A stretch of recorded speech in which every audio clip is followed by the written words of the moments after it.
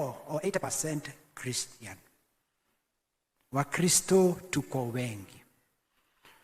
Lakini ingia kwa jela. Ni wale wasio Wakristo au ni wale Waislamu au ni kina nani wako wengi? Au hamuingiagi huko kutembelea watu? Mimi huenda kuhubiri wakati mwingine. Wengine wananiambia wanaitwa John, wanaitwa Peter and so on and so forth. Angalieni level ya corruption in this country. We are usually put in the radar ya corruption. Kuna Muislamu Sheikh juzi aliandika, niliona kwa mtandao na wengine mliona, akituchallenge sisi wa Kristo kwa jinsi tunavyoishi. Tunaishi kama watu ambao sio wa Kristo. Ninavaa kola kama mchungaji, lakini mambo ambayo ninafanya ni tofauti. Mzee wa kama anavaa uniform ya kama. Mama wa Mothers Union anavaa uniform ya Mothers Union. Angalia uasherati, angalia ulevi, angalia mambo ya aina hiyo. Tumeomba tutakapokuwa tukiingia kwa kanisa hili na kuomba, Mungu atusikie. Kama kuna wakati tunahitaji kumuomba Mungu atusikie. Your Excellency, I did not come here to address you, but nimesikia watu wengine wakikurifaa kwa njia ambayo haistahili. Wanaliganisha wewe na Zakayo. Najua wewe unajua hivyo.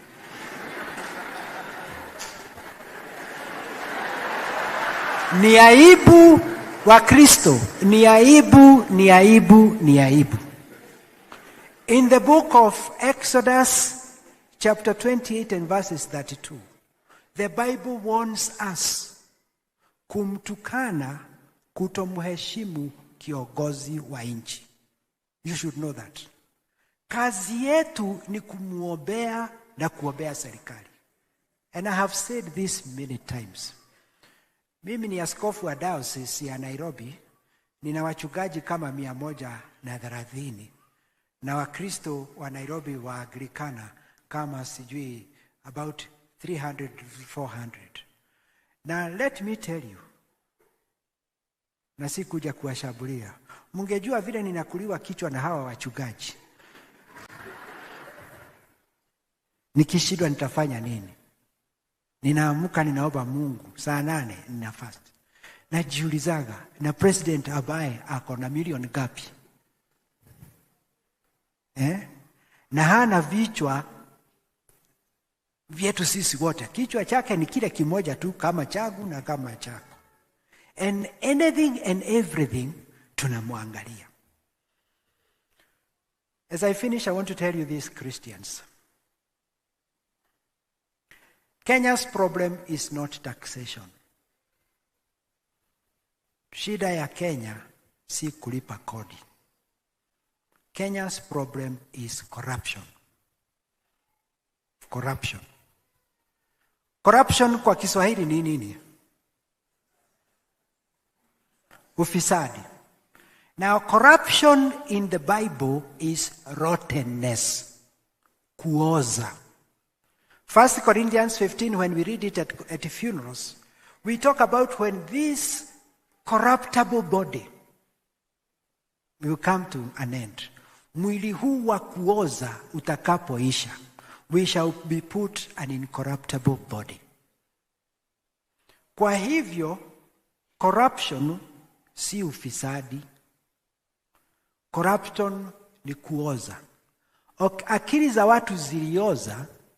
Kwa hivyo hata akiba mali ya wenyewe, hata akidanganya mtu, hata akiua mtu, hata akifanya mambo ambayo ni maovu mbele ya Mungu, kwa sababu kichwa chake kimeoza. Na samaki anaanza kuoza wapi? Kwa kichwa. Shida yetu ni hiyo.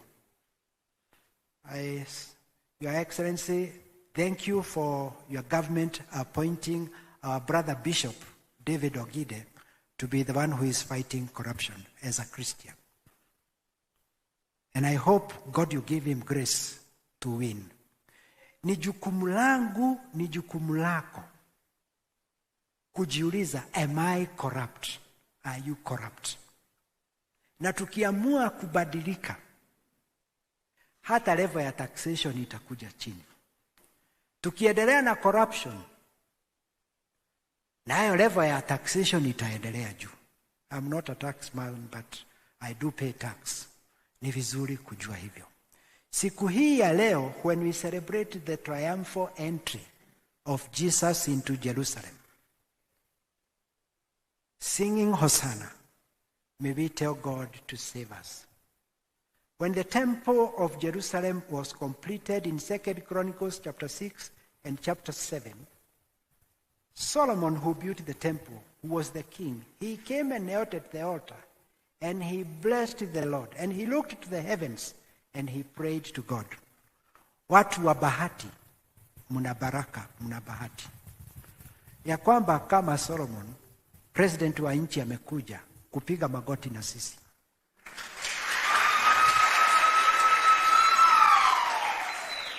Na sisi basi wa Kristo wa Nairobi, tuwe tunakuja hapa kupiga magoti na kuomba Mungu abadilishe maisha yetu, abadilishe nia yetu.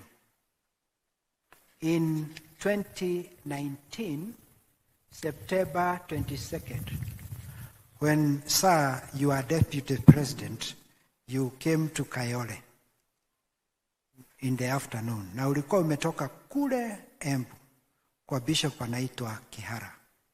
Ukaja na ukaomba na sisi. Tukakuonyesha kanisa la St. Patrick Kayole. And I made a prediction that was not easy. Nikasema ninaitwa Joel, and I predict 2022 utakuwa president. Na Dennis Itubi sijui yako wapi. Akanitext akaniambia, can you repeat what you have said? And I repeated it twice. That was not easy. Nikaulizwa, sasa wewe unasimama kwa pulpit na make prediction. What if it doesn't happen? Itakuwa mapenzi ya Mungu if it doesn't happen. What if it happens? Na tukasema ukiwa president, mwisho wa mwaka tukiwa tumemaliza hiyo kanisa utakuja uifungue. Unfortunately haijaisha. I'm retiring this year, sijui kama haitaweza kumalizika nikiwa bishop wa diocese. But I want to thank God that the prediction I made has been fulfilled. Number one, you became president. Number two, you have come to Bahati for the consecration of the church. We want to thank God. Thank you.